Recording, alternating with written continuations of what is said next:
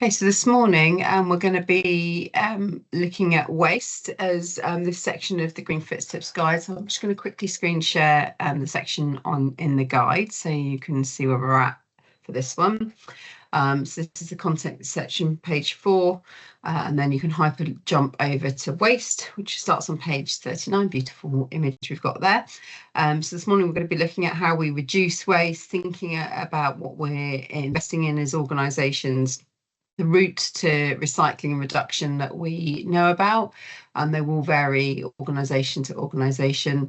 The sections in the guide here is about reducing, which is the first thing you always do, buy less and don't have so much coming into the organisation, looking at the waste hierarchy.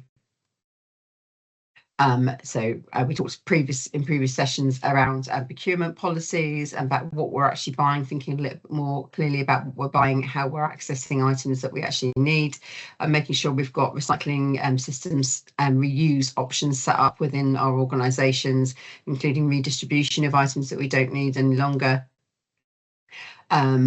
How to repair and maintain using either the network of repair cafes we've got across Cornwall or local people in your community that might be able to help with that.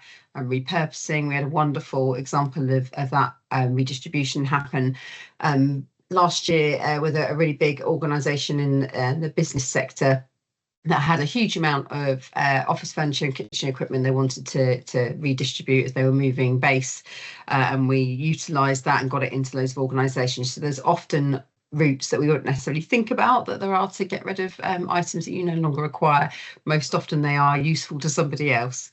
Bit of an update on the waste collection in Cornwall. We've all transitioned now over to food waste and bi-weekly recycling and bi-weekly black bins, so a little bit on that as well. And then the latter bits of the guides look at electronics, clothing, what can and can't be recycled, a bit more evidence around that. So I'm going to stop sharing for a minute, and Annette's going to go first, and then I'm going to do a little bit around circular economy afterwards, which was part of my role previously when I worked for Exeter University. So if you're happy, Annette, I'm going to pass over to you initially. Sure, yeah. Let me just find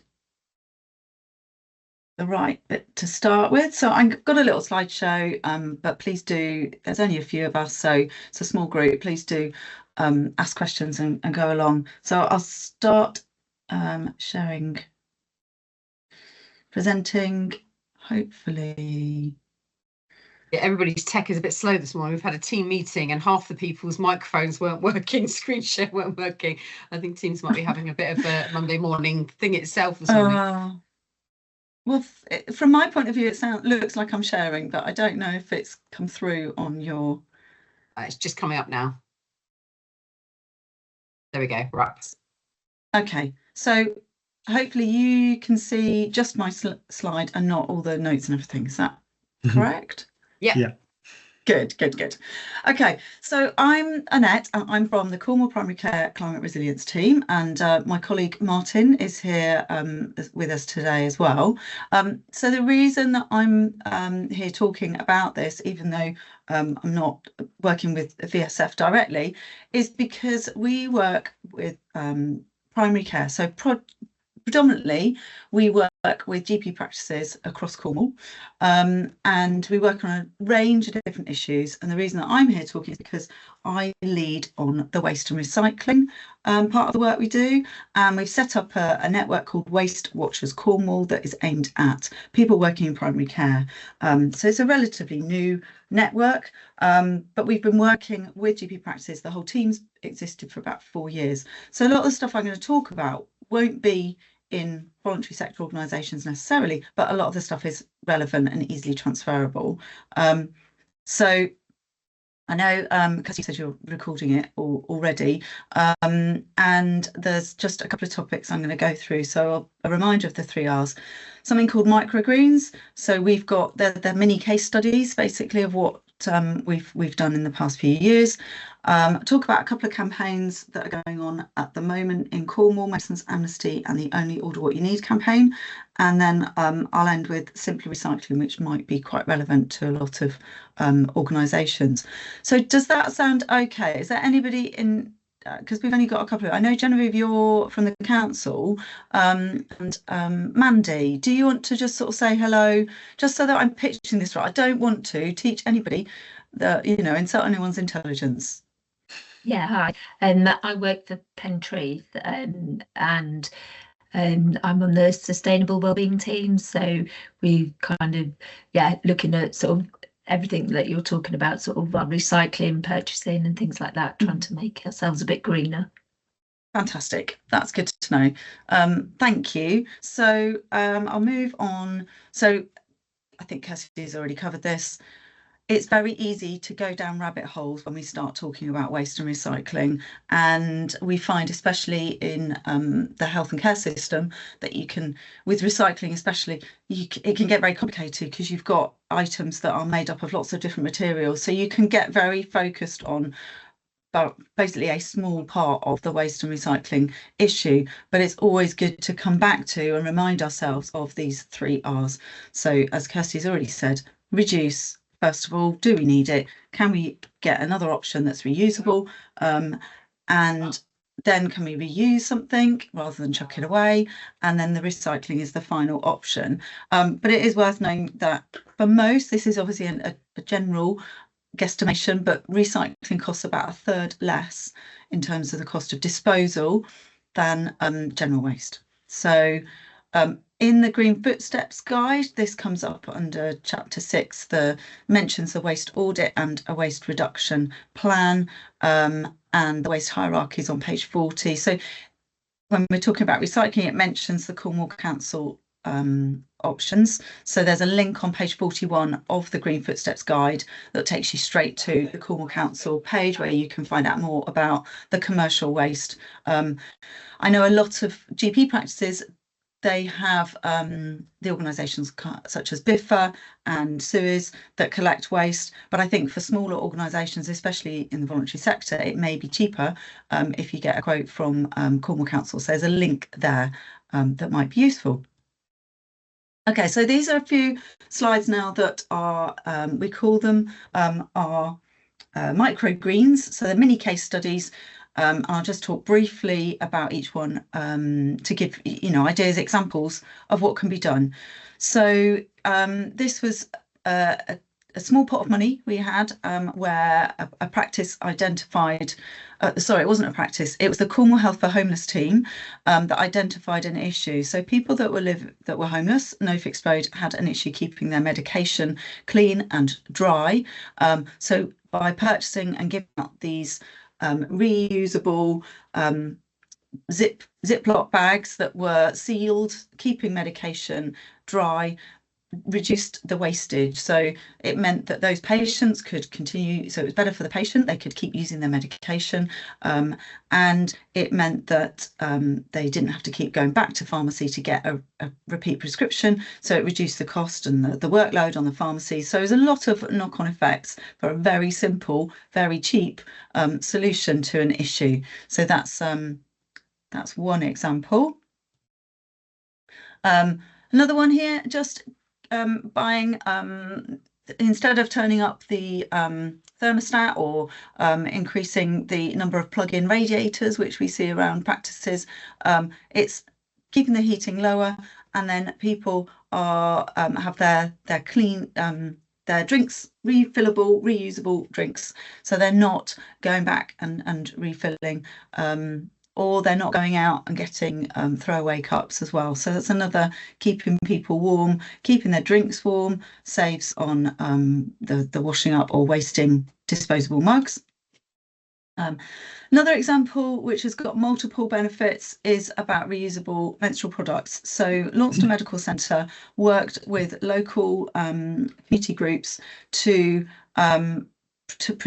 provide patients that were in period poverty. I don't know if you've heard of that phrase, but where people were unable to buy sanitary items themselves. So that was affecting their attendance at school or at college. So this also, knock-on effect for waste and recycling, it was reducing the throwaway items disposable. So that's another example. And some organisations will obviously be better placed to focus on product projects like this than others, but I know a lot of voluntary sector organisations will be working with young people and young women in particular, and this could be an issue that could help tick lots and lots of boxes, including the waste and recycling. And a very, very specific recycling project that was done last year. So it started with one practice, and then it was rolled out across lots of different GP practices, where it was a funded project, so the practice didn't have to pay for it. But there are this organisation based in the UK collects lots and lots of hard to recycle items. So for these projects in GP practices, it was specifically around medical waste. So they do a box that is for medicines, PPE or blister packs, medicines waste, and they do other types of hard to recycle items. It's not just medical waste. So it's worth having a think about that. They're not that expensive. It's about £100 for a large box. And then that includes the cost of the box being sent to you. Once it's full, they come and collect it, and then it's taken to, I think it's York, where there's they are recycled into items that are then sold on. So they're broken down and it's used. So it's those hard to recycle items that don't go in your usual recycling tubs at home or aren't collected by BIFA or whoever is paid to collect the recycling. So things like blister packs, there's a lot of talk about that in the news. I think Boots has recently started a new blister recycling project. So there's lots of different options, but this is just another one to look into, and I can help with the link for that company, Refactory, if anybody's interested in sourcing that. So medicines waste and pharmaceutical pollution is another big issue. As well as the actual physical waste, there's the pollution going into our waterways. So there is a short film on farmer pollution. Have I got time, Kirstie, to show a short film clip, or should we save that for later? Oh, Kirstie's frozen. Maybe she's having problems. I'll save it for later. But the problem is, it's not just medicines being disposed of in the wrong way. So obviously medicines that are unused need to be returned to a pharmacy, and that's what one of the most recent campaigns that's been run by community pharmacy has been focusing on. So the Medicines Amnesty, which ran for the whole of March, encouraged patients to return any unused medication to their pharmacy to be disposed of safely, and that's was making sure that the medicine did not get put in their general waste, didn't end up being chucked down the toilet or the sink, so it was disposed of safely. So one route of medicines getting into our waterways, our rivers and seas, is through the wrong disposal methods. The other way is from our consumption. We all use medication at various times, some more than others, but that medication, we absorb some through our bodies, but some of it is excreted. So that's another issue after we consume medication. So it's another angle to think of medicines waste. It's not just our physical medication we don't use, it's also through using it. And there's also pharmaceutical pollution, obviously through the manufacturing process, and more research is being done into this whole area, because it's much trickier to measure and capture data on this sort of area, because compared to carbon. So carbon, we're quite used to carbon footprinting, with that concept of carbon being released into the atmosphere, and that's quite measurable.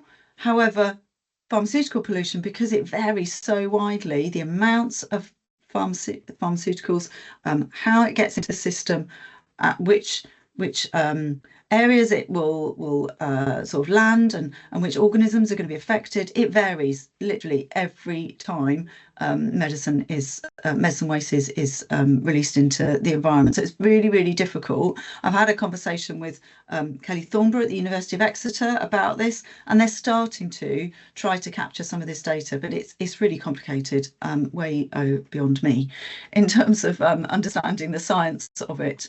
But the good news is that the scientists are starting to capture this and look into it. There's a PhD at the University of York that's looking at it worldwide, and that's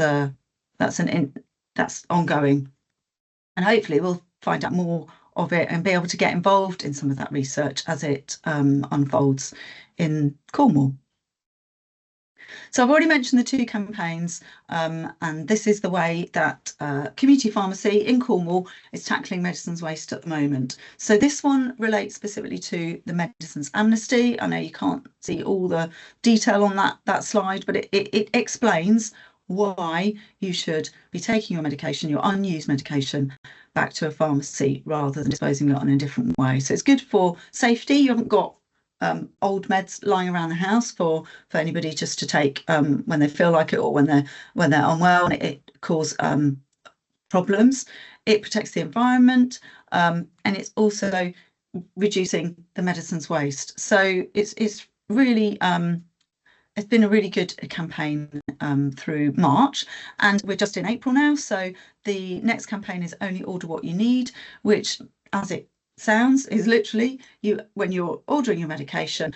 For a lot of people, especially those that have got multiple medication, lots and lots of things on their list, it's easy to click all of them and just order a whole load of medication, but they may already have a supply at home that's unused. So it's trying to reduce over ordering.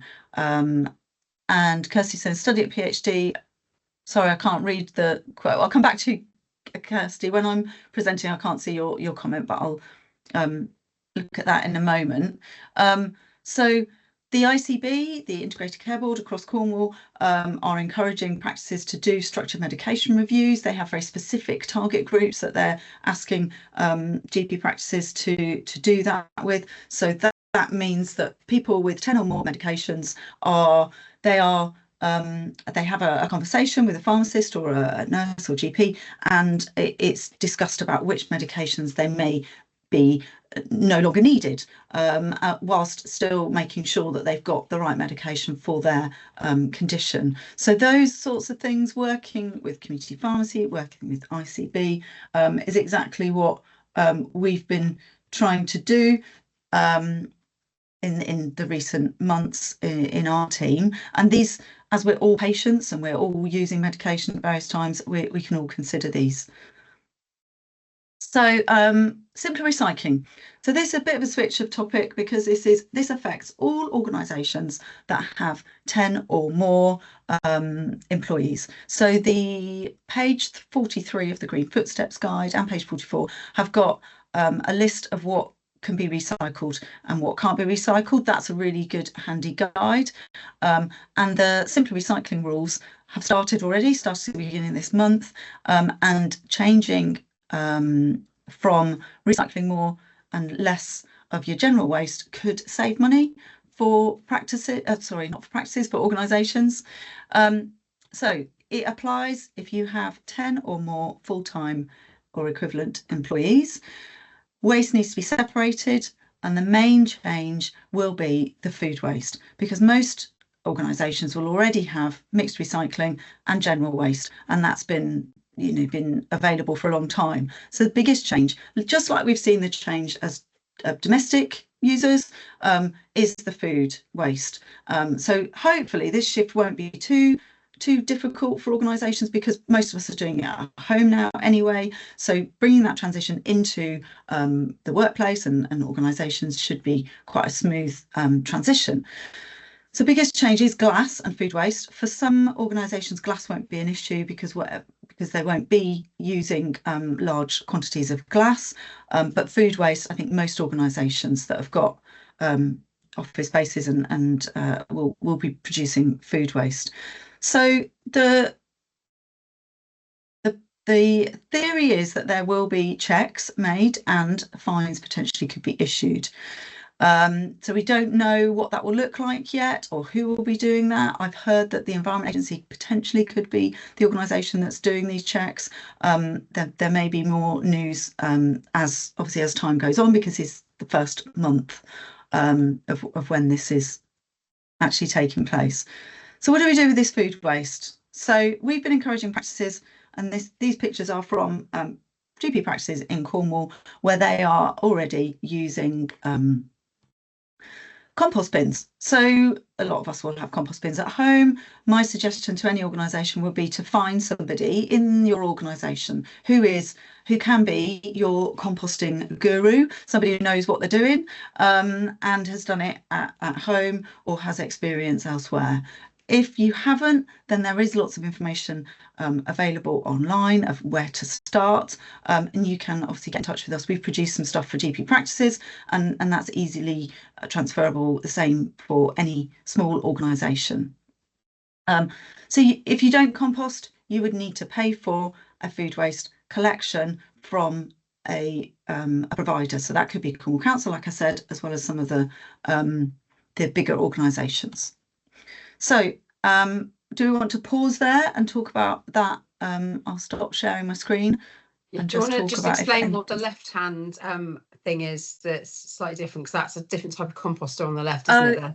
Yeah, sure. So that one on the left hand side is they describe them as rat proof because they're on a stand and it's like a tumbler.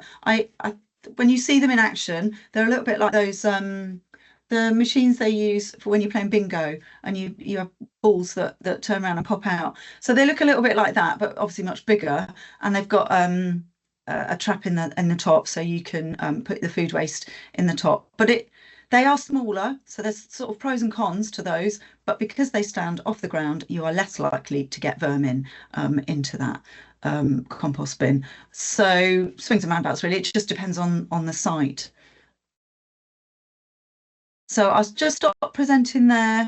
I've only got a few more slides anyway, but I just thought it'd be a good opportunity to chat about that. And I don't know if Genevieve, you've got anything else you wanted to add from a council point of view, but yeah, has it come up? Have you come across the simpler recycling changes in your organisation yet? I was just mentioning that. Oh, sorry. I was just going to mention that, yeah, I haven't got anything to contribute as such. It's just good to hear what's happening in the healthcare area of healthcare, and just thinking through how we could include some of that on our online engagement platform as well. So it's good to hear the latest on what's happening with your the people that you work with. Mandy, was that a simple? No, you haven't come across it yet. Simpler recycling. Oh no, we have. Yeah, we've got we're doing two things. So we're having the food waste collected, but we're also in the process of implementing a compost bin at we've got two sites, one at Summercourt and one Harrison House at near Shortlands End. And we're trying to implement a compost bin there, but it's just making sure somebody's regularly committed to sort of doing it, who's at that site. So that's work in progress for us. Brilliant. That sounds great. Great. Really good. Yeah, and what I was putting in the chat was, and when you talk about the studies into medication going into the water system, there's actually a local person doing a PhD called Emily Stevenson. You might know her from Beach Guardian work around how antibiotics specifically stick to microplastics and can live longer, and then the impact of those microplastics entering the food chain. So it's all kind of connected, all this stuff, you know, because if you think about they're entering the fisheries and then potentially coming into people's diets and the impact that has long term, there's quite a lot of research going on at the moment into exactly that. It's kind of that unseen area of waste that you kind of don't think about because it's sort of down the road, don't you? I hadn't even considered, you know, of course I take a lot of medication for the conditions I've got, and how that actually is coming out of my body and entering into water systems, you know, is something we need to be mindful of, I think, moving forward. So anything we can do to reduce the impact of that is really important. Yeah, I agree, and we don't want to scare anyone or make anyone feel guilty about medication. That's not that's not where we're coming from at all. But we're all, it's about a conversation. We're only just learning that these things are happening, and that we're only just aware of it. So it's a process, and we need to learn and collect more information about it. So the only other information that I had that I was going to share was about waste audits. So when we've been talking about the simpler recycling changes with GP practices, we're encouraging them to do a waste audit. And I've been to a couple of GP practices and done a very mini basic audit with some practices. And it's really, apart from the obvious, you have to get your gloves on and get your hands in the bins. It's not a very glamorous part of the job, but it is really